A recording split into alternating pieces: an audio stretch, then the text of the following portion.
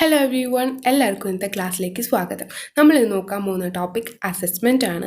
ഈ ഒരു ടോപ്പിക് സൈക്കോളജിയിൽ മാത്രമല്ല, പെഡഗോജിയിലും ലാംഗ്വേജ് വീപ്പോസിലും ഒക്കെ ഇതിൽ നമുക്ക് ക്വസ്റ്റ്യൻസ് ഉണ്ടാവും. അതായത് നമ്മളെ പാർട്ട് 1, പാർട്ട് 2, പാർട്ട് 3 എല്ലാത്തിലും ഇതിൽ നിന്ന് ക്വസ്റ്റ്യൻസ് നമുക്ക് ഉറപ്പായിട്ടും ഉണ്ടാവും. അതുകൊണ്ട് ഈ ഒരു ടോപ്പിക് നമ്മൾ സ്കിപ്പ് ചെയ്യാതെ പഠിച്ചേ പറ്റൂ. ഈ ഒരു ടോപ്പിക്ക് പഠിച്ചാൽ നമുക്ക് മോർ ദാൻ 5 ക്വസ്റ്റ്യൻസ് ഒക്കെ കിട്ടാൻ ചാൻസ് ഉണ്ട്. അതുകൊണ്ട് ഈ ഒരു ടോപ്പിക്ക് നമ്മൾ പഠിച്ചു തന്നെ ആവണം. സോ നമുക്ക് നോക്കാം. ഇപ്പോൾ നമ്മുടെ ആദ്യത്തെ topic continuous and comprehensive evaluation ആണ്. കണ്ടിന്യൂസ് ആൻഡ് കോംപ്രിഹെൻസീവ് ഇവാലുവേഷൻ്റെ ഷോർട്ട് ഫോമാണ് CCE. ഇതൊരു ഇമ്പോർട്ടൻറ്റ് പ്രീവിയസ് ഇയർ ചോദ്യമാണ്. ഒരുപാട് ഇയേഴ്സിൽ ചോദിച്ചിട്ടുള്ളൊരു ചോദ്യമാണ് CCE എന്നതിൻ്റെ ഫുൾ ഫോം എന്താണെന്നുള്ളത്. അത് കണ്ടിന്യൂസ് ആൻഡ് കോംപ്രിഹെൻസീവ് ഇവാലുവേഷൻ ആണ്.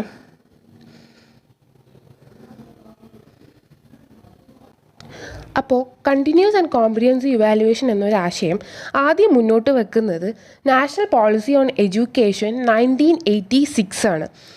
ഇതാണ് മുന്നോട്ട് വെച്ചതെങ്കിലും ഈ ഒരു കോൺസെപ്റ്റ് ഇൻട്രൊഡ്യൂസ് ചെയ്യുന്ന ഇന്ത്യൻ എഡ്യൂക്കേഷൻ സിസ്റ്റത്തിൽ ഇൻട്രൊഡ്യൂസ് ചെയ്തത് 2009 സെൻട്രൽ ബോർഡ് ഓഫ് സെക്കൻഡറി എഡ്യൂക്കേഷനാണ് ഇത് ഇൻട്രൊഡ്യൂസ് ചെയ്യുന്നത്.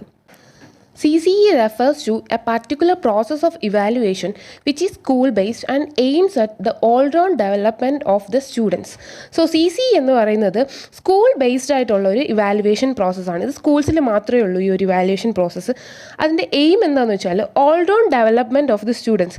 അതായത് സ്റ്റുഡൻസിൻ്റെ ഓൾറൗണ്ട് ഡെവലപ്മെൻറ്റ് കരിക്കുലർ ആക്ടിവിറ്റീസിൽ മാത്രമല്ല, കോ കരിക്കുലർ, എക്സ്ട്രാ കരിക്കുലർ, അങ്ങനെ സ്റ്റുഡൻസിൻ്റെ എല്ലാ ആസ്പെക്ട്സിലും ഉള്ള ഒരു ഡെവലപ്മെൻറ്റിനെ ഫോക്കസ് ചെയ്തിട്ട് ഇൻട്രൊഡ്യൂസ് ചെയ്ത ഒരു ഇവാലുവേഷൻ പ്രോസസ്സാണ് CCE.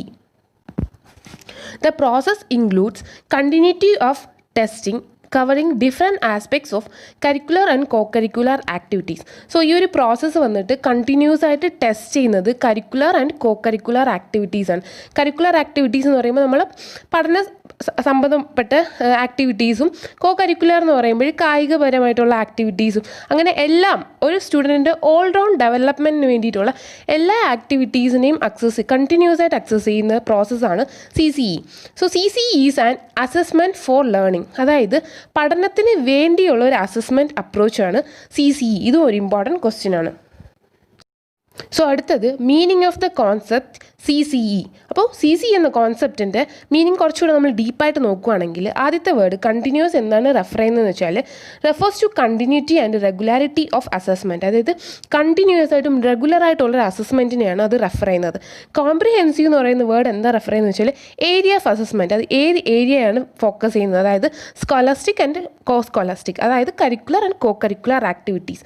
സോ CCE എന്ന് വെച്ചാൽ കണ്ടിന്യൂസ് ആയിട്ടും റെഗുലറായിട്ടും കുട്ടികളുടെ scholastic areas and co scholastic areas ഒക്കെ വന്നിട്ട് അക്സസ് ചെയ്ത് അവിടെ ഓൾറൗണ്ട് ഡെവലപ്മെൻറ്റിന് വേണ്ടിയിട്ട് ഹെൽപ്പ് ചെയ്യുന്ന ഒരു ഇവാലുവേഷൻ പ്രോസസ്സാണ്. സോ അടുത്തത് എയിംസ് ഓഫ് CCE.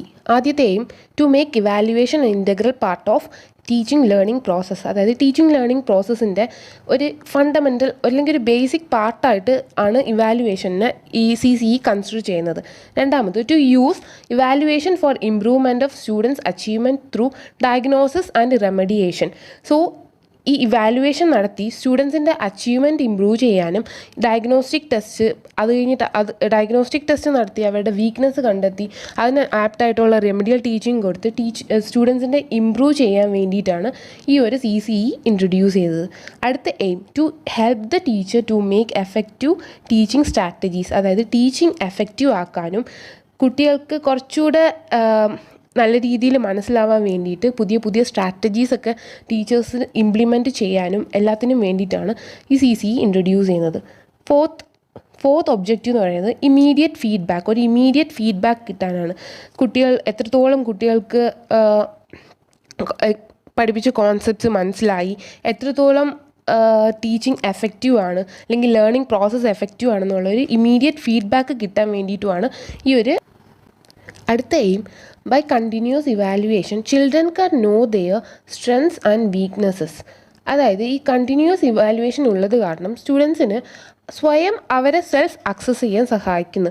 കാരണം അവർക്ക് തന്നെ സ്വയം അവരുടെ സ്ട്രെങ്ത് എന്താണ്, അവരുടെ വീക്ക്നെസ് എന്താണെന്നൊക്കെ മനസ്സിലാക്കാൻ കഴിയുന്നു. അടുത്തത് it helps to develop the 3 domain skills cognitive, affective and psychomotor. അതായത് നമുക്ക് ഡൊമൈൻ സ്കിൽസാണുള്ളത്. ലേണിങ്ങിൽ 3 ഡൊമൈൻ സ്കിൽസാണുള്ളത്: cognitive, affective and psychomotor. Cognitive skills എന്ന് പറയുന്നത് നമ്മുടെ പഠനപരമായ കാര്യങ്ങളൊക്കെ വരുന്നത്, സബ്ജക്ട്സ്, അതൊക്കെ വരുന്നത് കോഗ്നിറ്റീവിലാണ്. അഫക്റ്റീവിൽ വരുന്നത് നമ്മുടെ ഡിസിപ്ലിൻ, വാല്യൂസ്, ഇൻ്റർപേഴ്സണൽ സ്കിൽസ്, അതൊക്കെ വരുന്നത് അഫക്റ്റീവിലാണ്. സൈക്കോമോട്ടറിൽ വരുന്നത് നമ്മൾ സ്പോർട്സ്, അങ്ങനത്തെ കായികപരമായിട്ടുള്ള ആക്ടിവിറ്റീസൊക്കെ വരുന്നത് സൈക്കോമോട്ടറിൽ. അപ്പം ഈ 3 ഡൊമൈൻസും ഡെവലപ്പ് ചെയ്യാനും ഇമ്പ്രൂവ് ചെയ്യാനും ഈ ഒരു ഇവാലുവേഷൻ ഹെൽപ്പ് ചെയ്യുന്നുണ്ട്. അടുത്ത future, to help the students to choose their career or placement in future. അതായത് കുട്ടികൾക്ക് അവരുടെ ഫ്യൂച്ചറിലുള്ള എന്ത് കരിയർ അവർ ചൂസ് ചെയ്യണം, അല്ലെങ്കിൽ ഏത് ഓപ്ഷൻ അവർ ചൂസ് ചെയ്യണം, ഇതൊക്കെ ചൂസ് ചെയ്യാൻ വേണ്ടിയിട്ട് CC ഹെൽപ്പ് ചെയ്യും. അടുത്ത് നമ്മൾ നോക്കാൻ പോകുന്നത് ടൈപ്സ് ഓഫ് ഇവാലുവേഷൻ ആണ്. അതിൽ 2 ഇമ്പോർട്ടൻറ്റ് ടൈപ്പ് ഓഫ് ഇവാലുവേഷനാണ് നമ്മൾ നോക്കാൻ പോകുന്നത്: formative evaluation and summative evaluation. ആദ്യത്തേത് formative evaluation. It occurs frequently during the course of instruction. ഒരു ടീച്ചിങ് ലേണിംഗ് പ്രോസസ്സിൻ്റെ ഇടയ്ക്ക് ഫ്രീക്വൻ്റായിട്ട് നടത്തുന്ന ഒരു ഇവാലുവേഷൻ പ്രോസസ്സാണ് formative evaluation. For example, monthly test, class test, writing assignments, quizzes, asking questions. അതായത് ഒരു ടീച്ചർ ഒരു ചെറിയൊരു ടോപ്പിക്ക് പഠിപ്പിച്ചിട്ട് ആ ടോപ്പിക്ക് കുട്ടികൾക്ക് എത്രത്തോളം മനസ്സിലായെന്ന് ടെസ്റ്റ് ചെയ്യാൻ വേണ്ടിയിട്ട് യൂസ് ചെയ്യുന്ന ഒരു ഇവാലുവേഷൻ പ്രോസസ്സാണ് ഫോർമാറ്റീവ് ഇവാലുവേഷൻ. ചോദ്യം ചോദിക്കുന്നത്, ക്യൂസസ് കണ്ടക്ട് ചെയ്യുന്നത്, കുട്ടികൾക്ക് ആ ഒരു പോർഷൻ, ആ ഒരു ടോപ്പിക്കിൽ നിന്ന് അസൈൻമെൻറ്റ്സ് കൊടുത്തു വിടുന്നത്, monthly test, class test, unit test, ഇതൊക്കെ വന്നിട്ട് ഫോർമാറ്റീവ് ഇവാലുവേഷനാണ്. The focus is on the effectiveness of the teaching learning process. So ഈ ഒരു ഇവാലുവേഷൻ്റെ മെയിൻ ഫോക്കസ് അല്ലെങ്കിൽ പേർപ്പസ് എന്താണെന്ന് വെച്ചാൽ ടീച്ചിങ് ലേണിംഗ് പ്രോസസ്സ് എഫക്റ്റീവ് ആക്കുക എന്നത് മാത്രമാണ്. ഇത് വന്ന് തികച്ചും ഒബ്ജക്റ്റീവ് ടൈപ്പാണ്. ഫോർമാറ്റീവ് ഇവാലുവേഷൻ എന്ന് പറയുന്നത് ഒബ്ജക്റ്റീവ് ടൈപ്പ് ഓഫ് ഇവാലുവേഷനാണ്. Next, summative evaluation. Summative evaluation is done at the end of the course of instruction. അതായത് ഈ ഇയർ എൻഡിങ്ങിലൊക്കെ നടത്തുന്ന എക്സാംസ് എല്ലാം വന്നിട്ട് സമ്മേറ്റീവ് ഇവാലുവേഷനാണ്. For example, final projects, mid term exams, അതായത് ഒരു ടേമിൽ നിന്ന് അടുത്ത ടേമിലോട്ട് കടത്തി വിടുന്ന exams, annual exams, practical exams, standardised school and university exams. ഈ സമ്മിങ് അപ്പ്, അതായത് എൻഡിങ്ങിൽ വരുന്ന എല്ലാ എക്സാംസും സമ്മേറ്റീവ് എക്സാംസ് ആണ്. ഇതിൻ്റെ ഫോക്കസ് വന്നിട്ട് ഔട്ട്കമ്മിൽ മാത്രമാണ്, കുട്ടികളുടെ മാർക്കിൽ മാത്രമാണ്. മാർക്ക് അനുസരിച്ച് അടുത്തൊരു ഘട്ടത്തിലോട്ട് കടത്തി വിടാൻ അല്ലെങ്കിൽ അടുത്തൊരു പ്ലേസ്മെൻറ്റിനൊക്കെ യൂസ് ചെയ്യുന്ന ഒരു ടെസ്റ്റാണ് സമ്മേറ്റീവ് ഇവാലുവേഷൻ. ഇത് തികച്ചും സബ്ജക്റ്റീവ് ടൈപ്പാണ്. അപ്പോൾ ഫോർമാറ്റീവ് ഇവാലുവേഷൻ ഫ്രീക്വൻ്റ്ലി കണ്ടക്ട് ചെയ്യുന്ന എക്സാമാണ്. എന്തിനാന്ന് വെച്ചാൽ നമ്മൾ ടീച്ചിങ് ലേണിംഗ് പ്രോസസ്സ് എഫക്റ്റീവ് ആക്കാൻ വേണ്ടിയിട്ടും. എന്നാൽ സമ്മേറ്റീവ് ഇവാലുവേഷൻ നേരെ മറിച്ചാണ്. ഇയർ എൻഡിങ്ങിൽ നടത്തുന്ന എക്സാംസാണ് സമ്മേറ്റീവ് ഇവാലുവേഷൻ. ഇതിൻ്റെ ഫോക്കസ് വന്നിട്ട് ഫുള്ളി ഔട്ട്കമ്മിലാണ്. ഔട്ട്കം ബേസ്ഡ് ഇവാലുവേഷനാണ് സമ്മേറ്റീവ് ഇവാലുവേഷൻ.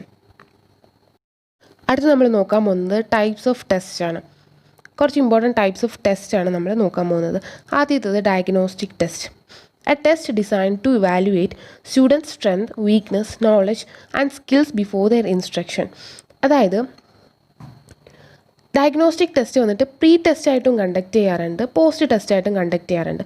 ഫോർ എക്സാമ്പിൾ, ഇപ്പോൾ നിങ്ങൾ വന്നിട്ട് ഒരു സ്കൂളിൽ ന്യൂലി ജോയിൻ ചെയ്യുകയാണ്. അപ്പോൾ നിങ്ങൾക്കൊരു 10 കുട്ടികളെ തന്നിട്ടുണ്ട്. ആ 10 കുട്ടികളെക്കുറിച്ച് നിങ്ങൾക്ക് ഒന്നും അറിയത്തില്ല. അവരുടെ സ്ട്രെങ്ത് എന്താണ്, അവരുടെ വീക്ക്നെസ് എന്താണ്, പഠിക്കുന്ന കുട്ടികൾ ഏതാണ്, പഠിക്കാത്ത കുട്ടികൾ ഏതാണ്, ലേണിംഗ് ഡിസബിലിറ്റീസ് ഉള്ള കുട്ടികൾ ഏതാണ്, ഒന്നും അറിയില്ല. അപ്പോൾ ഇതൊക്കെ അറിയാൻ വേണ്ടിയിട്ട് ആദ്യം നിങ്ങൾ ചെന്നിട്ട് ഒരു എക്സാം കണ്ടക്ട് ചെയ്യാണ്, ഒരു ടെസ്റ്റ് കണ്ടക്ട് ചെയ്യുകയാണ്. അതായത് ഒരു ചെറിയ പോർഷനിൽ നിന്ന് മാത്രം അവരുടെ പ്രീവിയസ് നോളജ് ചെക്ക് ചെയ്യാൻ വേണ്ടിയിട്ട് ഒരു ടെസ്റ്റ് കണ്ടക്ട് ചെയ്യുന്നു. ആ ഒരു ടെസ്റ്റിൽ നിങ്ങൾക്ക് അവരുടെ സ്ട്രെങ്ത് എന്താണ്, അവരുടെ വീക്ക്നെസ് എന്താണ്, അവർക്ക് എന്തെങ്കിലും ഡിസബിലിറ്റീസ് ഉണ്ടോ, ഇതൊക്കെ അറിയാൻ പറ്റും. ഈ ഒരു ടെസ്റ്റിനെയാണ് നമ്മൾ ഡയഗ്നോസ്റ്റിക് ടെസ്റ്റ് എന്ന് പറയുന്നത്. ഇത് പോസ്റ്റ് ടെസ്റ്റായിട്ട് നടത്താറുണ്ട്. അതായത് നിങ്ങളൊരു ചെറിയ ടോപ്പിക്ക് പഠിപ്പിച്ചതിന് ശേഷം, ഒരു കണ്ടൻറ്റ് പഠിപ്പിച്ചതിന് ശേഷം വേണമെങ്കിൽ നിങ്ങൾക്ക് ഡയഗ്നോസ്റ്റിക് ടെസ്റ്റ് നടത്താം. ആ ടെസ്റ്റ് നടത്തുമ്പോൾ നിങ്ങൾ ആ പഠിപ്പിച്ച കണ്ടൻറ്റിന് എന്തൊക്കെ കുട്ടികൾക്ക് മനസ്സിലായി, എന്തൊക്കെ അവർക്ക് ഫോളോ ചെയ്യാൻ പറ്റിയിട്ടില്ല, ഇനി എങ്ങനെയാണ് നിങ്ങളുടെ ടീച്ചിങ് എഫക്റ്റീവ് ആക്കേണ്ടത്, ഇതൊക്കെ വന്നിട്ട് നിങ്ങൾക്ക് മനസ്സിലാക്കാൻ സാധിക്കും. ഇതിന് ഹെൽപ്പ് ചെയ്യുന്ന ടെസ്റ്റാണ് ഡയഗ്നോസ്റ്റിക് ടെസ്റ്റ്. സോ ഈ ഒരു ടെസ്റ്റ് കണ്ടക്ട് ചെയ്തതിന് ശേഷം പഠിക്കാൻ വീക്കായിട്ടുള്ള കുട്ടികളെ സെപ്പറേറ്റ് അവർക്ക് റെമഡിയൽ ടീച്ചിങ് കൊടുക്കും. അതിന് വേണ്ടിയിട്ടാണ് ഈ ടെസ്റ്റ് മെയിനായിട്ട് കണ്ടക്ട് ചെയ്യുന്നത്. ഫോർ എക്സാമ്പിൾ, ഇപ്പോൾ നിങ്ങൾ കണ്ടക്ട് ചെയ്ത ടെസ്റ്റിൽ ചില കുട്ടികൾക്ക് ഹാൻഡ് റൈറ്റിംഗ് ആയിരിക്കും മോശം, ചില കുട്ടികൾക്ക് സ്പെല്ലിംഗ് ആയിരിക്കും തെറ്റുന്നത്, ചില കുട്ടികൾക്ക് എന്താ പറയുക, ആ മെയിൻ കണ്ടൻറ്റ് തന്നെ മനസ്സിലായിട്ടില്ലായിരിക്കും. അപ്പം ഓരോ കുട്ടികളുടെ ആവശ്യാനുസരണം അവർക്ക് റെമഡിയൽ ടീച്ചിങ് കൊടുക്കുക. ഇതിന് വേണ്ടിയിട്ടാണ് ഡയഗ്നോസ്റ്റിക് ടെസ്റ്റ് നടത്തുന്നത്. It also access the problem areas of learning. അതായത് ലേണിംഗ് ഡിസബിലിറ്റീസ് എന്തെങ്കിലും ഉണ്ടെങ്കിൽ അത് കണ്ടുപിടിക്കാനും സഹായിക്കുന്നത് ഡയഗ്നോസ്റ്റിക് ടെസ്റ്റാണ്. അടുത്തത് അച്ചീവ്മെൻറ്റ് ടെസ്റ്റാണ്. Any test that measures the accomplishment of an individual after A course or learning is called an achievement test. അതായത് ഒരു കോഴ്സ് അല്ലെങ്കിൽ ഒരു ഗ്രേഡ് പഠിക്കുന്ന കുട്ടി ആ ഒരു ഗ്രേഡ് കഴിയുമ്പോഴത്തേക്കും എന്തൊക്കെയാണ് അക്കംപ്ലിഷ് ചെയ്തത്, അല്ലെങ്കിൽ എന്തൊക്കെയാണ് അച്ചീവ് ചെയ്തത്, എന്തൊക്കെ നോളജ് അച്ചീവ് ചെയ്തു, എന്തൊക്കെ സ്കിൽ അച്ചീവ് ചെയ്തു എന്ന് മെഷർ ചെയ്യാൻ യൂസ് ചെയ്യുന്ന ഒരു ഇവാലുവേഷൻ ടെക്നിക്കാണ് achievement test. The purpose of the test is to measure the skills and knowledge in a given grade level. അതായത് ഒരു ഗ്രേഡിൽ പഠിക്കുന്ന കുട്ടി ആ ഗ്രേഡിൽ പഠിക്കുമ്പോൾ എന്തൊക്കെ സ്കിൽസ്, എന്തൊക്കെ നോളജാണ് അച്ചീവ് ചെയ്തത്, അവന് എന്തൊക്കെ കരിക്കുലർ ഒബ്ജക്റ്റീവ്സാണ് അവൻ അച്ചീവ് ചെയ്തത്, ഇതൊക്കെ ടെസ്റ്റ് ചെയ്യാൻ വേണ്ടിയിട്ട് യൂസ് ചെയ്യുന്നതാണ് അച്ചീവ്മെൻറ്റ് ടെസ്റ്റ്. അപ്പോൾ ഈ ഡയഗ്നോസ്റ്റിക് ടെസ്റ്റും അച്ചീവ്മെൻറ്റ് ടെസ്റ്റും എന്താണ് കുറച്ചുകൂടെ മനസ്സിലാക്കാൻ വേണ്ടി നമുക്ക് ഇതിൻ്റെ രണ്ടിൻ്റെയും ഡിഫറൻസ് കമ്പയർ ചെയ്ത് നോക്കാം. ആദ്യം അച്ചീവ്മെൻറ്റ് ടെസ്റ്റ്. ഇത് വൈഡർ കണ്ടൻറ് ഏരിയയാണ് മെഷർ ചെയ്യുന്നത്. ഏരിയ ഓഫ് അസസ്മെൻ്റ് എന്ന് പറയുന്നത് വൈഡ് കണ്ടൻറ് ഏരിയയാണ്. മറ്റേത് വന്നിട്ട് focus on difficult area. Difficult ഏരിയാസിൽ മാത്രം ഫോക്കസ് ചെയ്യുന്നതാണ് diagnostic test. Achievement test measures the achievement of the learner. Diagnostic test measures the non achievement of the learner. അപ്പോൾ അച്ചീവ്മെൻറ്റ് ടെസ്റ്റ് മെഷർ ചെയ്യുന്നത് ഒരു കുട്ടി എന്തൊക്കെ അച്ചീവ് ചെയ്തു എന്നുള്ളതാണ്. പക്ഷേ ഡയഗ്നോസ്റ്റിക് ടെസ്റ്റോ നേരെ മറിച്ച് എന്തൊക്കെ ഒരു കുട്ടി അച്ചീവ് ചെയ്തിട്ടില്ല, എന്തൊക്കെയാണ് അവൻ്റെ വീക്ക്നെസ് എന്നുള്ളതാണ് ഡയഗ്നോസ്റ്റിക് ടെസ്റ്റ് ചെയ്യുന്നത്. So achievement test is used for the placement of the students. കുട്ടികളെ പ്ലേസ്മെൻറ്റിന് വേണ്ടിയിട്ടാണ് ഇത് യൂസ് ചെയ്യുന്നത്. അതായത് അച്ചീവ്മെൻറ്റ് ടെസ്റ്റിന് കിട്ടുന്ന ഔട്ട്കം അത് ഔട്ട്കം ബേസ്ഡ് ആയതുകൊണ്ട് തന്നെ ആ ഔട്ട്കം വെച്ചിട്ട് അടുത്തൊരു ഘട്ടത്തിലോട്ട് കുട്ടിയെ കടത്തിവിടാൻ പറ്റുമോ, അവൻ അടുത്ത ഗ്രേഡിലോട്ട് പാസ്സായി പോകാൻ ക്വാളിഫൈഡ് ആണോ, അവനൊരു കരിയറിലോട്ട് ഇത് ഓപ്റ്റ് ചെയ്യാൻ ഇവൻ അർഹനാണോ, ഇതൊക്കെ നോക്കുന്നതാണ് അച്ചീവ്മെൻറ്റ് ടെസ്റ്റ്. എന്നാൽ diagnostic test is used for remedial teaching. ഞാൻ ഓൾറെഡി പറഞ്ഞതുപോലെ കുട്ടിയുടെ വീക്ക്നെസ് എന്താണെന്ന് കണ്ടെത്തിയിട്ട് അതിനെ ഇമ്പ്രൂവ് ചെയ്യാൻ വേണ്ടിയിട്ടുള്ള റെമഡിയൽ ടീച്ചിങ് കൊടുക്കാൻ വേണ്ടിയിട്ടാണ് ഡയഗ്നോസ്റ്റിക് ടെസ്റ്റ് യൂസ് ചെയ്യുന്നത്. അടുത്ത ഫ്യൂച്ചർ എന്താ നോക്കിയാൽ അച്ചീവ്മെൻറ്റ് ടെസ്റ്റിൽ total score is important. Achievement ടെസ്റ്റിൽ സ്കോറിങ് ഇമ്പോർട്ടൻ്റ് ആണ്. അവസാനത്തെ മാർക്കിന് വലിയ ഇമ്പോർട്ടൻസ് ആണ് കൊടുക്കുന്നത്. എന്നാൽ ഡയഗ്നോസ്റ്റിക് ടെസ്റ്റിൽ നോ സ്കോറിങ്ങേ ഇല്ല. അതിൽ കുട്ടികൾക്ക് എന്തൊക്കെ അച്ചീവ് ചെയ്യാൻ പറ്റിയിട്ടില്ല എന്നത് മാത്രമാണ് നോക്കുന്നത്. അവിടെ സ്കോർസിന് ഒരു വാല്യൂ ഇല്ല, സ്കോറിങ്ങും ഇല്ല. എന്താ സ്കോറിങ് ഇല്ലാത്തതെന്ന് വെച്ചാൽ അതിൻ്റെ ഫോക്കസ് വന്നിട്ട് കുട്ടികൾക്ക് എന്തൊക്കെ വീക്ക്നെസ് ഉണ്ടെന്ന് കണ്ടുപിടിക്കുക എന്ന് മാത്രമാണ്, അല്ലാതെ സ്കോർസിനല്ല അവിടെ ഇമ്പോർട്ടൻസ്. അതുകൊണ്ടാണ് അവിടെ സ്കോറിങ് ഇല്ലാത്തത്. ഇനി അച്ചീവ്മെൻറ്റ് ടെസ്റ്റിൽ no attention to minute details. Diagnostic ടെസ്റ്റിലാണെങ്കിൽ അറ്റൻഷൻ ടു മൈന്യൂട്ട് ഡീറ്റെയിൽസ്. അതായത് ഈ minute details like hand writing, spelling errors, ഇതിനൊന്നും തന്നെ അച്ചീവ്മെൻറ്റ് ടെസ്റ്റിൽ ഒരു ഇമ്പോർട്ടൻസും കൊടുക്കുന്നില്ല. പക്ഷേ ഡയഗ്നോസ്റ്റിക് ടെസ്റ്റിൽ അങ്ങനെയല്ല, ഇങ്ങനത്തെ ചെറിയ മൈന്യൂട്ട് കാര്യങ്ങൾക്ക് വരെ അവിടെ ഇമ്പോർട്ടൻസ് കൊടുക്കുന്നുണ്ട്. അച്ചീവ്മെൻറ്റ് ടെസ്റ്റിനാണെങ്കിൽ ഫിക്സഡ് ടൈം ലിമിറ്റ് ഉണ്ട്, ഡയഗ്നോസ്റ്റിക് ടെസ്റ്റിനാണെങ്കിൽ no time limit. For example achievement test ഇപ്പോൾ ഫൈനൽ എക്സാം ഒക്കെ ആണെങ്കിൽ 3 hours കംപ്ലീറ്റ് ചെയ്യണം, അങ്ങനെയൊക്കെ ഒരു ടൈം ലിമിറ്റ് ഉണ്ട്. പക്ഷേ ഡയഗ്നോസ്റ്റിക് ടെസ്റ്റിന് അങ്ങനെയില്ല, എപ്പോൾ വേണമെങ്കിലും കംപ്ലീറ്റ് ചെയ്യാം, എപ്പോൾ വേണമെങ്കിലും നടത്താം. അങ്ങനെയുള്ള അങ്ങനെയുള്ള ടെസ്റ്റുകളാണ് diagnostic test. So last point, both diagnostic test and achievement test are formative and summative. ഈ രണ്ട് ടെസ്റ്റുകളും അച്ചീവ്മെൻറ്റ് ടെസ്റ്റ് ആയാലും ഡയഗ്നോസ്റ്റിക് ടെസ്റ്റ് ആയാലും രണ്ടും ഫോർമേറ്റീവും സമ്മേറ്റീവും ആയിട്ട് നമുക്ക് കൺസിഡർ ചെയ്യാം. അടുത്ത ഒരു ഇമ്പോർട്ടൻ്റ് ആയിട്ടുള്ളൊരു ടെസ്റ്റാണ് നോം referenced test. It is a standardised test designed to compare and rank test takers in relation to one another.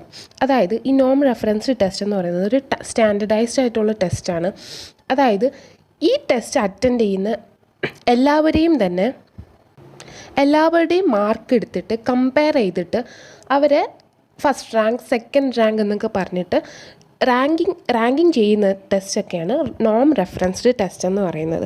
For example 10th +2 board exams, entrance test, ഇതൊക്കെ വന്നിട്ട് നോം റെഫറൻസ്ഡ് ടെസ്റ്റാണ്. ബിക്കോസ് ഇതൊക്കെ വന്ന് സ്റ്റാൻഡർഡൈസ്ഡ് ടെസ്റ്റാണ്. ഇപ്പോൾ 10th എഴുതുന്ന കുട്ടികളാണെങ്കിൽ നമ്മുടെ ഇപ്പോൾ കേരളത്തിൽ എടുത്ത് നോക്കിയാൽ കേരളത്തിൽ എത്ര കുട്ടികൾ 10th എഴുതിയിട്ടുണ്ടോ അവരെ എല്ലാവരുടെയും മാർക്ക് എടുത്തിട്ട് അവരുടെ കമ്പയർ ചെയ്തിട്ട് ഇവർ സ്റ്റേറ്റ് ഫസ്റ്റ്, സ്റ്റേറ്റ് സെക്കൻഡ് അങ്ങനെ പറഞ്ഞിട്ട് ഇങ്ങനെ കാറ്റഗറൈസ് ചെയ്യുന്ന ടൈപ്പ് ഓഫ് ടെസ്റ്റിനെയാണ് നോം റെഫറൻസ്ഡ് ടെസ്റ്റ് എന്ന് പറയുന്നത്.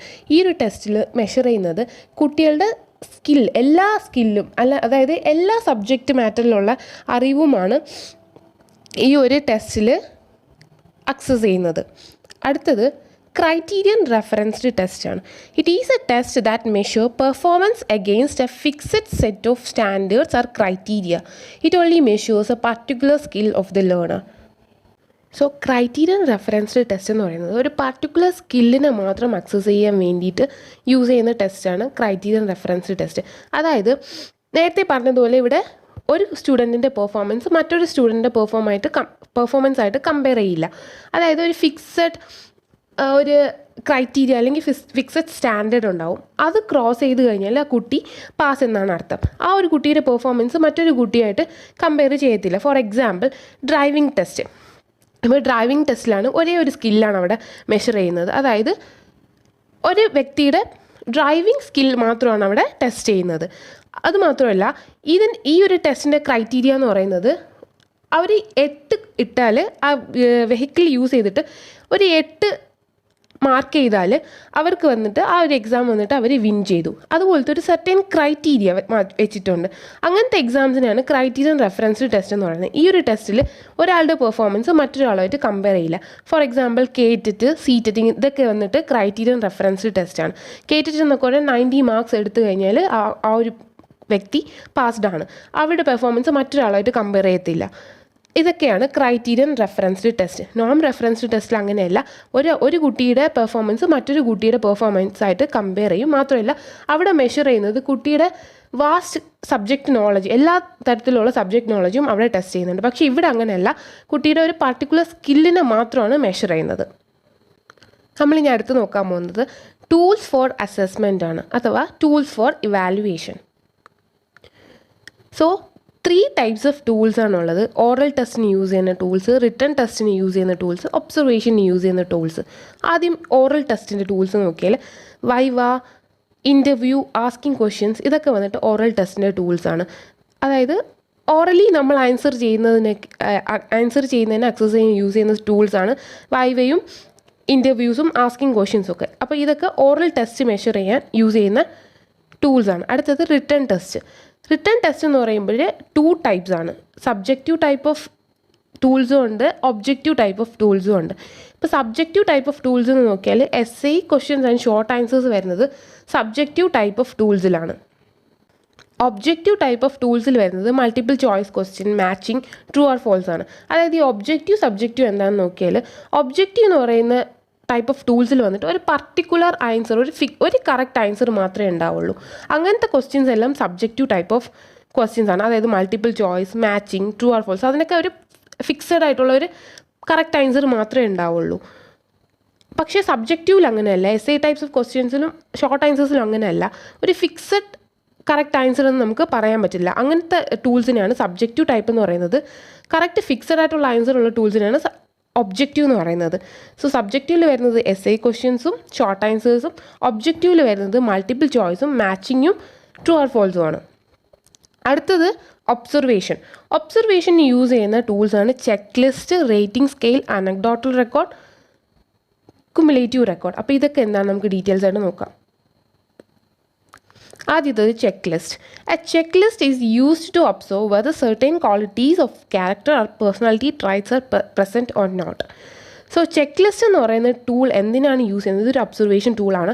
ഇത് എന്തിനാണ് യൂസ് ചെയ്യുന്നത് വെച്ചാൽ ഒരു വ്യക്തിക്ക് ഒരു പർട്ടിക്കുലർ പേഴ്സണാലിറ്റി ട്രൈറ്റ് ഉണ്ടോ ഇല്ലയോ എന്ന് മാത്രം ചെക്ക് ചെയ്യാൻ വേണ്ടിയിട്ട് യൂസ് ചെയ്യുന്നതാണ് ചെക്ക് ലിസ്റ്റ്. ഇപ്പോൾ താഴെ കാണുന്നത് ഒരു ചെക്ക് ലിസ്റ്റിൻ്റെ എക്സാമ്പിളാണ്. ഇപ്പോൾ ടോം എന്ന് പറഞ്ഞ വ്യക്തിക്ക് ഹോണസ്റ്റ് എന്നുള്ള ഒരു പേഴ്സണാലിറ്റി ട്രൈറ്റ് ഉണ്ടെങ്കിൽ അവിടെ യെസ് എന്നിടും, ഇല്ലെങ്കിൽ നോ. അപ്പം ആ ഒരു പർട്ടിക്കുലർ പേഴ്സണാലിറ്റി അയാൾക്ക് ഉണ്ടോ ഇല്ലയോ എന്ന് മാത്രം ടെസ്റ്റ് ചെയ്യാൻ യൂസ് ചെയ്യുന്ന ടൂളാണ് ചെക്ക് ലിസ്റ്റ്. അടുത്തത് റേറ്റിംഗ് സ്കെയിൽ.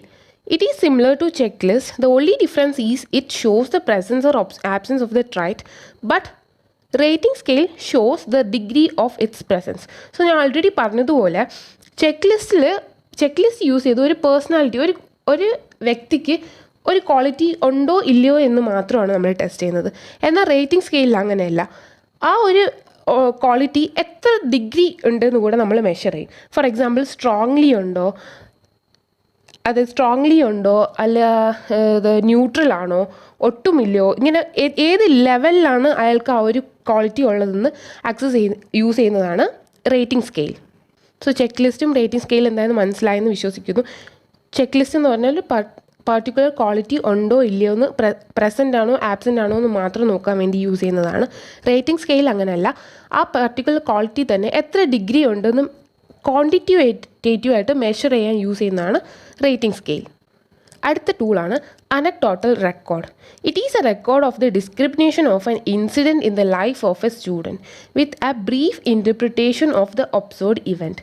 സോ ഒരു കുട്ടിയുടെ ലൈഫിൽ നടക്കുന്ന ഒരു ഇൻസിഡൻറ്റ്, സ്കൂൾ ലൈഫിൽ നടക്കുന്ന ഒരു ഇൻസിഡൻറ്റ് അല്ലെങ്കിൽ ഒരു ഇൻസിഡൻറ്റ് അല്ലെങ്കിൽ ഒരു സിറ്റുവേഷനെ നോട്ട് ചെയ്ത് വെക്കുന്നതാണ് അനക്ഡോട്ടൽ റെക്കോർഡ്. ഫോർ എക്സാമ്പിൾ, ഇപ്പോൾ ഒരു കുട്ടി അസംബ്ലിയിൽ തലകറങ്ങി വീണു. അപ്പോൾ ആ കുട്ടീനെ എടുത്തിട്ട് ഹോസ്പിറ്റലിൽ പോയി. ആ കുട്ടിക്ക് എന്തെങ്കിലും മെഡിസിൻസ് അല്ലെങ്കിൽ എന്തെങ്കിലും ട്രീറ്റ്മെൻറ്റ് കൊടുത്തു. അപ്പോൾ ഈ ഒരു പർട്ടിക്കുലർ ഇൻസിഡൻറ്റിനെ വന്നിട്ട് ഡിസ്ക്രൈബ് ചെയ്യുന്ന ഡേറ്റ്, എന്താ സംഭവിച്ചത്, പേരെന്താണ്, ഏജ് എത്രയാണ്, ഏത് ക്ലാസ്സിൽ വെച്ചാൽ, ഏത് ടൈമാണ്, എന്തൊക്കെ റെമഡിയാണ് കൊടുത്തത്, ഇതൊക്കെ വന്ന് നോട്ട് ചെയ്ത് വെക്കുന്നതാണ് അനക്ഡോട്ടൽ റെക്കോർഡ്. അതുമാത്രമല്ല, ഇപ്പോൾ ഒരു കുട്ടി ഒരു പോലീസ് കേസിലോ ഇല്ലെങ്കിൽ എന്തെങ്കിലും ഒരു പ്രശ്നത്തിൽ പോയി പെട്ടു, ആ ഒരു ഇൻസിഡൻറ്റും അനക്ഡോട്ടൽ റെക്കോർഡിൽ നോട്ട് ചെയ്തു. അങ്ങനത്തെ സ്കൂൾ ലൈഫിൽ നടക്കുന്ന എന്തെങ്കിലും ഒരു ഇൻസിഡൻറ്റിനെ ഡിസ്ക്രൈബ് ചെയ്യാൻ വേണ്ടി യൂസ് ചെയ്യുന്ന റെക്കോർഡാണ് അനക്ഡോട്ടൽ റെക്കോർഡ്. സോ ഇതാണ് അനക്ഡോട്ടൽ റെക്കോർഡിൻ്റെ ഒരു പിക്ചറാണിത്. സോ അടുത്ത് നോക്കാം. അടുത്തത് cumulative record. It is a record of educational history and achievement of the student from his date of joining the institution till their completion of the course. അതായത് cumulative record എന്ന് വെച്ചാൽ ഒരു കുട്ടിയുടെ എഡ്യൂക്കേഷണൽ ഹിസ്റ്ററി, അതായത് അവൻ ആ സ്കൂളിൽ join ചെയ്ത്, ഇപ്പോൾ അവൻ LKG തൊട്ട് 6th വരെയാണ് ഒരു സ്കൂളിൽ പഠിക്കുന്നതെങ്കിൽ അത്രയും കാലഘട്ടത്തിൽ അവന് എഡ്യൂക്കേഷണലി അവൻ്റെ അച്ചീവ്മെൻറ്റും അവൻ്റെ നോൺ അച്ചീവ്മെൻറ്റ് ഇതൊക്കെ വന്ന് നോട്ട് ചെയ്ത് വെക്കുന്ന റെക്കോർഡാണ് ക്യുമുലേറ്റീവ് റെക്കോർഡ്. സോ ഇതാണ് ക്യുമുലേറ്റീവ് റെക്കോർഡ്. സോ അനക്ഡോട്ടൽ റെക്കോർഡും ക്യുമുലേറ്റീവ് റെക്കോർഡും എന്താണെന്ന് ഞാൻ ഒരിക്കൽ കൂടെ പറയാം. അനക്ഡോട്ടൽ റെക്കോർഡ് എന്ന് പറയുമ്പോൾ ഒരു കുട്ടിയുടെ സ്കൂൾ ലൈഫിൽ നടക്കുന്ന ഒരു പാർട്ടിക്കുലറായിട്ടുള്ള ഒരു ഇൻസിഡൻറ്റിനെ ഡിസ്ക്രൈബ് ചെയ്യാൻ വേണ്ടിയിട്ട് യൂസ് ചെയ്യുന്ന റെക്കോർഡാണ് അനക്ഡോട്ടൽ. പക്ഷേ ക്യുമുലേറ്റീവ് അങ്ങനെയല്ല. അവൻ്റെ എഡ്യൂക്കേഷണൽ ഹിസ്റ്ററി അല്ലെങ്കിൽ അവൻ്റെ അച്ചീവ്മെൻറ്റിനെ നോട്ട് ചെയ്യാൻ വേണ്ടിയിട്ട് യൂസ് ചെയ്യുന്ന റെക്കോർഡാണ് ക്യുമുലേറ്റീവ് റെക്കോർഡ്. സോ അടുത്ത് നമ്മൾ നോക്കാൻ പോകുന്നത് characteristics of A good evaluation tool. So ഒരു ഗുഡ് ഇവാലുവേഷൻ ടൂളിന് വേണ്ട ക്വാളിറ്റീസ് എന്തൊക്കെയാണെന്നാണ് നമ്മൾ അടുത്ത് നോക്കാൻ പോകുന്നത്. സോ താഴെ പറഞ്ഞിട്ടുള്ള validity, reliability, usability, objectivity, discriminative power, comprehensiveness. So ഈ പറഞ്ഞ 6 ക്വാളിറ്റീസ് ഒരു ടൂളിന് ഉണ്ടെങ്കിൽ മാത്രമേ ആ ഒരു ടൂള് ഗുഡ് ഇവാലുവേഷൻ ടൂൾ എന്ന് നമുക്ക് കൺസിഡർ ചെയ്യാൻ പറ്റത്തുള്ളൂ. അപ്പോൾ ഈ പറഞ്ഞ ക്വാളിറ്റീസ് എന്തൊക്കെയാണെന്ന് നമുക്ക് ഡീറ്റെയിൽ ആയിട്ട് നോക്കാം. ആദ്യം validity. It refers to the extent to which a test measure what it is supposed to measure. So validity എന്ന് പറയുന്നത് ട്രൂത്ത്ഫുൾനെസ് അല്ലെങ്കിൽ പേർപ്പസ്ഫുൾനെസ് ഓഫ് എ ടൂൾ എന്നാണ് പറയുന്നത്. അതായത് ഒരു ടൂൾ എന്ന് പറഞ്ഞാൽ എന്താണോ അത് മെഷർ ചെയ്യാൻ ഉദ്ദേശിക്കുന്നത് അത് മെഷർ ചെയ്തിരിക്കണം. അതായത് ഇപ്പോൾ നമ്മളൊരു ടൂൾ ഉണ്ടാക്കുകയാണ്, ഒരു കുട്ടിയുടെ ലാംഗ്വേജ് സ്കിൽസ് ടെസ്റ്റ് ചെയ്യാൻ വേണ്ടി നമ്മളൊരു ടൂൾ ഉണ്ടാക്കുകയാണെങ്കിൽ ആ ഒരു ടൂൾ ആ കുട്ടിയുടെ ലാംഗ്വേജ് സ്കിൽസ് തന്നെ മെഷർ ചെയ്തിരിക്കണം. മറിച്ച് ആ കുട്ടിയുടെ കണ്ടൻറ് നോളജോ അല്ലെങ്കിൽ വേറെ എന്തെങ്കിലും ടെസ്റ്റ് ചെയ്യാൻ പാടില്ല, എങ്കിൽ ആ ടൂൾ തികച്ചും ഇൻവാലിഡാണ്. സോ വാലിഡിറ്റി എന്ന് പറഞ്ഞാൽ ഒരു ടൂളിൻ്റെ ട്രൂത്ത്ഫുൾനെസ് എന്നാണ് പറയുന്നത്. അതായത് ആ ടൂള് എന്താണോ മെഷർ ചെയ്യാൻ ഉദ്ദേശിക്കുന്നത് അത് തന്നെ മെഷർ ചെയ്തിരിക്കണം. സോ വാലിഡിറ്റി എന്ന് പറയുന്നത് test what you want to test, എന്താണോ നീ ടെസ്റ്റ് ചെയ്യാൻ ഉദ്ദേശിക്കുന്നത് അത് തന്നെ അത് ടെസ്റ്റ് ചെയ്തിരിക്കണം. സോ സെക്കൻഡ് വൺ വന്നിട്ട് റിലയബിലിറ്റി. റിലയബിലിറ്റി എന്ന് വെച്ചാൽ degree to which an assessment tool produces stable and consistent result. So reliability means consistency or accuracy of a test. അതായത് ഒരു ടൂള്, ഇപ്പോൾ നീ പ്രിപ്പയർ ചെയ്ത് വെച്ചിരിക്കുന്ന ഒരു ടൂള് എത്ര പ്രാവശ്യം റീചെക്ക് ചെയ്താലും അത് സെയിം റിസൾട്ട് തന്നെ പ്രൊഡ്യൂസ് ചെയ്യണം. ഫോർ എക്സാമ്പിൾ, ഇപ്പോൾ ഒരു കുട്ടീനെ കൊണ്ട് ആ ഒരു ടൂൾ യൂസ് ചെയ്തിട്ട് എക്സാം എഴുതിപ്പിച്ചാൽ എത്ര തവണ ആ കുട്ടി ആ എക്സാം എഴുതിയാലും ആ കുട്ടിക്ക് സെയിം റിസൾട്ട് തന്നെ വരണം. ആദ്യത്തെ തവണ വരുമ്പോൾ കൂടുതൽ മാർക്കും, രണ്ടാമത്തെ തവണ കുറവ് മാർക്ക്, അല്ലെങ്കിൽ ആദ്യത്തെ തവണ കുറവ് മാർക്ക്, അടുത്ത തവണ ടെസ്റ്റ് ചെയ്യുമ്പോൾ കൂടുതൽ മാർക്ക്, അങ്ങനെ വരാൻ പാടില്ല. സോ എത്ര തവണ ആ ടെസ്റ്റ് റീടെസ്റ്റ് ചെയ്താലും ഒരു കൺസിസ്റ്റൻ്റ് ആയിട്ടുള്ള റിസൾട്ട് തന്നെ പ്രൊഡ്യൂസ് ചെയ്യണം. സോ അതിനെയാണ് റിലയബിലിറ്റി എന്ന് പറയുന്നത്. അതായത് റിലയബിലിറ്റി എന്ന് പറയുന്നത് കൺസിസ്റ്റൻസി അഥവാ ആക്യുറസി ഓഫ് എ ടെസ്റ്റ്. അത് പെട്ടെന്ന് ഓർത്ത് വെക്കാൻ വേണ്ടി റിലയബിലിറ്റി എന്ന് വെച്ചാൽ സെയിം സ്കോർ അങ്ങനെ മനസ്സിൽ വെച്ചിരിക്കുക. റിലയബിലിറ്റി സെയിം സ്കോർ, അതായത് കൺസിസ്റ്റൻ്റ് ആയിട്ടുള്ളൊരു സ്കോർ. അടുത്തത് യൂസബിലിറ്റി അഥവാ practicality of a tool. So usability എന്താണെന്ന് നോക്കാം. A good tool should be easy to administer, score, interpret and evaluate. So ഒരു ടൂൾ എന്ന് പറയുന്നത് ഒരു കുട്ടി ആ ടൂൾ യൂസ് ചെയ്ത് അറ്റൻഡ് ചെയ്യുവാണെങ്കിൽ ആ കുട്ടിക്ക് ആ ടൂൾ എന്താണെന്നുള്ളത്, ആ ടൂളിലുള്ള എല്ലാ ക്വസ്റ്റ്യൻസും ആ കുട്ടിക്ക് മനസ്സിലാവണം, ഇൻ്റർപ്രിറ്റ് ചെയ്യാൻ കഴിയണം, എല്ലാം മനസ്സിലാക്കി എടുക്കാൻ കഴിയണം. കുട്ടിക്ക് മാത്രമല്ല, അത് ഇവാലുവേറ്റ് ചെയ്യുന്ന ഒരു വ്യക്തിക്കും അത് മനസ്സിലാക്കി എടുക്കാൻ കഴിയണം. ഈസി സ്കോർ ചെയ്യാൻ എളുപ്പമായിരിക്കണം, അഡ്മിനിസ്റ്റർ ചെയ്യാൻ എളുപ്പമായിരിക്കണം. സോ എന്ന് വെച്ചാൽ ആ ടൂൾ വന്നിട്ട് ഈസിലി അണ്ടർസ്റ്റാൻഡബിൾ ആയിരിക്കണം.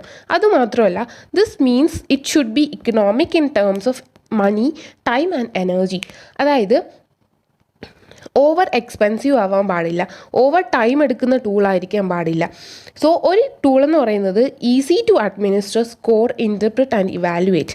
എല്ലാത്തിലും ഈസി ആയിട്ടിരിക്കണം, മനസ്സിലാക്കി എടുക്കാനും സ്കോർ ചെയ്യാനും അത് അഡ്മിനിസ്റ്റർ ചെയ്യാനും ഓവർ മണി അതായത് അഫോർഡബിൾ പ്രൈസിന് നിൽക്കുന്ന ടൂളായിരിക്കണം. ഓവർ ടൈം ആൻഡ് എനർജി എടുക്കുന്ന ടൂളായിരിക്കാൻ പാടില്ല. അടുത്ത ക്വാളിറ്റി എന്ന് പറയുന്നത് ഒബ്ജക്റ്റിവിറ്റിയാണ്. The tool should be objective rather than subjective.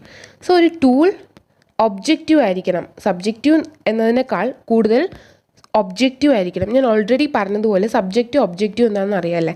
Objective എന്ന് പറഞ്ഞാൽ ഒരു കറക്റ്റ് ഫിക്സഡ് ആയിട്ടുള്ള ഒരു ആൻസർ തരുന്നതിനാണ് നമ്മൾ ഒബ്ജക്റ്റീവ് എന്ന് പറയുന്നത്.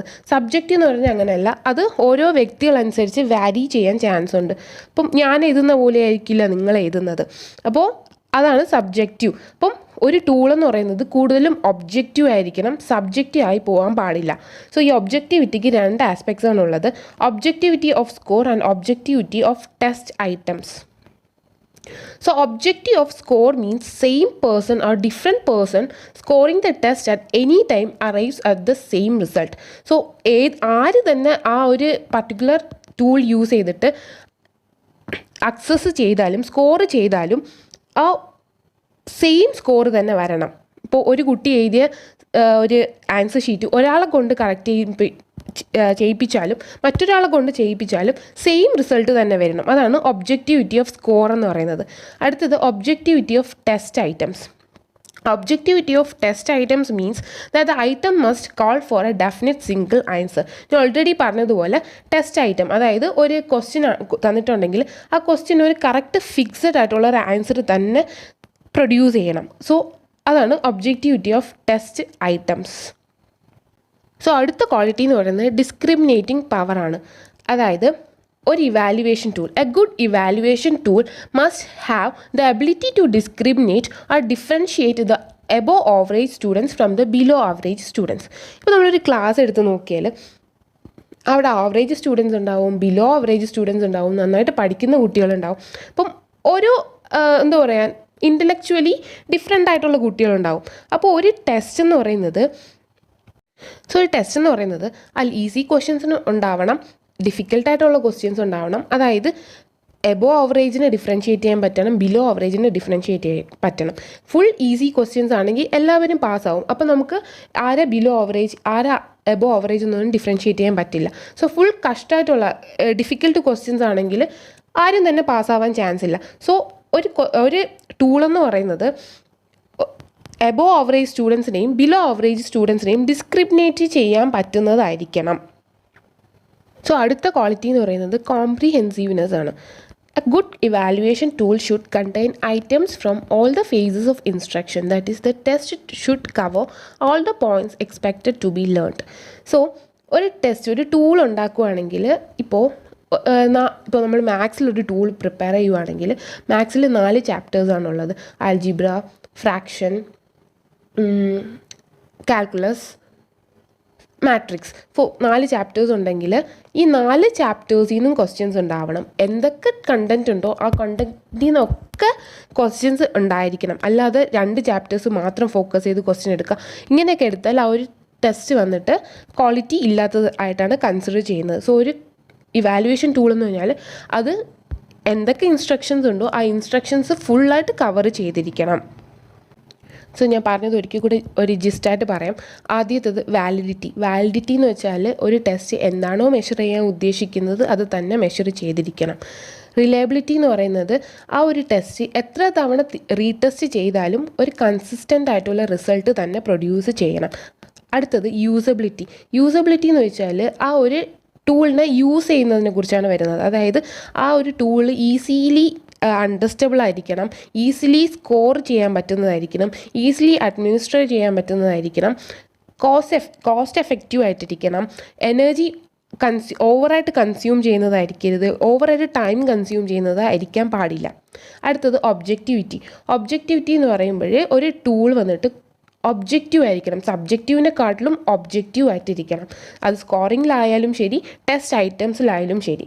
അടുത്തത് ഡിസ്ക്രിമിനേറ്റിംഗ് പവർ എന്ന് പറയുമ്പോൾ ഒരു ടെസ്റ്റ് ബിലോ ഓവറേജ് സ്റ്റുഡൻസ് അല്ലെങ്കിൽ എബോ ഓവറേജ് സ്റ്റുഡൻസിനെ ഡിഫറൻഷിയേറ്റ് ചെയ്യാൻ പറ്റുന്നതായിരിക്കണം. അടുത്തത് കോംപ്രിഹെൻസീവ്നെസ്, അതായത് എത്ര ഫേസസ് ഓഫ് ഇൻസ്ട്രക്ഷൻ ഉണ്ടെങ്കിലും അത് അത്രയും കവർ ചെയ്യുന്നതായിരിക്കണം ഒരു ടൂൾ എന്ന് പറയുന്നത്. സോ ഇത്രയേ ഉള്ളൂ.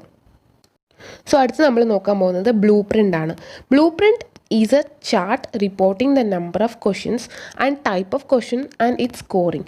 സോ ബ്ലൂ പ്രിൻ്റ് എന്ന് പറയുന്നത് നമ്മളൊരു ടെസ്റ്റ് നടത്താൻ പോകുന്ന മുന്നേ പ്രീ ഡിസൈൻ ചെയ്ത് വെക്കുന്ന ഒരു ചാർട്ടിനെയാണ് നമ്മൾ ബ്ലൂ പ്രിൻ്റ് എന്ന് പറയുന്നത്. അതായത് എങ്ങനെയായിരിക്കണം എക്സാം, എത്ര നമ്പർ ഓഫ് ക്വസ്റ്റ്യൻസ് ഉണ്ടായിരിക്കണം, എത്ര ടൈപ്പ് ഓഫ് ക്വസ്റ്റ്യൻസ് ഉണ്ടായിരിക്കണം, എങ്ങനെയായിരിക്കണം സ്കോറിങ്, പെർ ക്വസ്റ്റ്യൻ എത്ര സ്കോർ കൊടുക്കേണ്ടത്, എല്ലാം ഡീറ്റെയിൽ ആയിട്ട് നമ്മൾ നോട്ട് ചെയ്ത് വെക്കുന്ന ഒരു ചാർട്ടിനെയാണ് ബ്ലൂ പ്രിൻ്റ് എന്ന് പറയുന്നത്.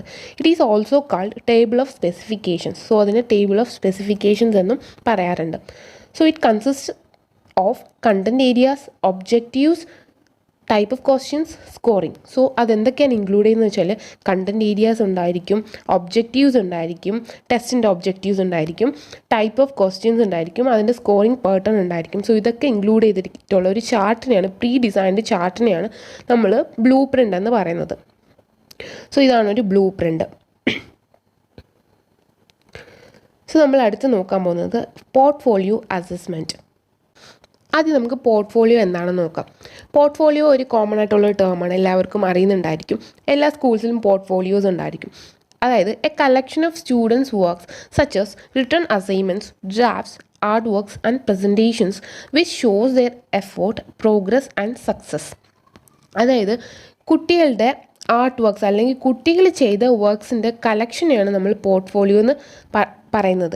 അതായത് കുട്ടികളുടെ എഫേർട്ട്, അവരുടെ പ്രോഗ്രസ്, അവരുടെ സക്സസ് ഒക്കെ കാണിക്കുന്ന ഒരു കളക്ഷൻ ഓഫ് സ്റ്റുഡൻസ് വർക്കിനെയാണ് നമ്മൾ പോർട്ട്ഫോളിയോ എന്ന് പറയുന്നത്.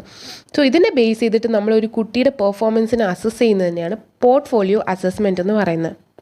So assessment based on the systematic collection of learners work, assignments or artworks etc. in a given content area is called portfolio assessment. Portfolio assessment can be both formative and summative. So ഈ കുട്ടികൾ ചെയ്ത ഈ വർക്ക്സൊക്കെ collect ചെയ്ത് അതിൻ്റെ ബേസിസിൽ നമ്മൾ assess ചെയ്യുന്നതിനെയാണ് portfolio assessment എന്ന് പറയുന്നത്. അതായത് ഒരു പർട്ടിക്കുലർ കണ്ടൻറ് ഏരിയ പഠിപ്പിച്ചു കഴിഞ്ഞാൽ നമ്മൾ അവർക്ക് അതിന് ഒക്സ് കൊടുക്കും അല്ലേ. ഇപ്പോൾ ഒരു പർട്ടിക്കുലർ ഇപ്പോൾ നമ്മൾ സിവിലൈസേഷനെ കുറിച്ചാണ് പഠിക്കുന്നതെങ്കിൽ അതിനെക്കുറിച്ചുള്ള പിക്ചേഴ്സ് കളക്ട് ചെയ്തിട്ട് വരിക, അല്ലെങ്കിൽ അതിനെക്കുറിച്ച് ഡ്രോയിങ്സ് വരച്ചിട്ട് വരിക, അല്ലെങ്കിൽ അതിനെക്കുറിച്ചൊരു പേപ്പർ കട്ടിങ്സ് അങ്ങനെ എന്തെങ്കിലുമൊക്കെ നമ്മൾ പറഞ്ഞു വിടുമല്ലേ. അപ്പോൾ ഈ അവിടെ ചെയ്ത വർക്ക്സിനൊക്കെ കൂടെ കളക്റ്റീവായിട്ട് നമ്മൾ അക്സസ് ചെയ്യുന്നതിനെയാണ് പോർട്ട്ഫോളിയോ അസസ്മെൻറ്റ് എന്ന് പറയുന്നത്. സോ ഈ ഒരു അസസ്മെൻറ്റ് ഈതർ ഫോർമേറ്റീവ് ആയിരിക്കാം, സമ്മേറ്റീവ് ആയിരിക്കാം. സോ അടുത്ത് നമ്മൾ നോക്കാൻ പോകുന്ന പോർട്ട്ഫോളിയോ അസസ്മെൻറ്റിൻ്റെ പർപ്പസ് എന്താണെന്ന്. ആദ്യത്തേത് provides an opportunity for the students to reflect on their learning. അതായത് ഒരു കുട്ടി പഠിച്ചിട്ടുള്ള കാര്യങ്ങൾ സ്വയം റിഫ്ലക്റ്റ് ചെയ്യാൻ ഒരു ഓപ്പർച്യൂണിറ്റി കൊടുക്കുന്നതാണ് പോർട്ട്ഫോളിയോ അസസ്മെൻറ്റ്. സോ രണ്ടാമത്തേത് helps them to assess self assess, അതായത് സ്വയം വിലയിരുത്താൻ വേണ്ടിയിട്ട് പോർട്ട്ഫോളിയോ അസസ്മെൻറ്റ് ഹെൽപ്പ് ചെയ്യാറുണ്ട് കുട്ടികളെ. To get a deeper understanding of the concepts, ഒരു കോൺസെപ്റ്റ്സിനെ കുറിച്ചുള്ള ഡീപ്പർ അല്ലെങ്കിൽ ഒരു ബ്രോഡ് അണ്ടർസ്റ്റാൻഡിങ്ങിന് ഹെൽപ്പ് ചെയ്യാറുണ്ട്. Helps them to maintain good interaction between the students and teachers. So ഈ പോർട്ട്ഫോളിയോ അസസ്മെൻറ്റ് ഒരു കുട്ടിയുടെയും ഒരു ടീച്ചറിൻ്റെ ഇടയ്ക്കുള്ള ഒരു കോൺവെർസേഷൻ അല്ലെങ്കിൽ ഒരു ഇൻട്രാക്ഷൻ കുറച്ചുകൂടെ ഹെൽത്തി ആക്കാനും കുറച്ചുകൂടെ ഒന്ന് മെയിൻറ്റെയിൻ ചെയ്യാനും ഹെൽപ്പ് ചെയ്യുന്നുണ്ട്. അപ്പോൾ ഇന്നത്തെ കണ്ടൻറ്റ് എല്ലാവർക്കും മനസ്സിലായെന്ന് വിശ്വസിക്കുന്നു. നിങ്ങൾക്ക് എന്തെങ്കിലും ഡൗട്ട് ഉണ്ടെങ്കിൽ എന്നെ പേഴ്സണലായിട്ട് മെസ്സേജ് അയക്കുകയോ ഗ്രൂപ്പിൽ മെസ്സേജ് അയക്കുകയോ ചെയ്യാം. Thank you.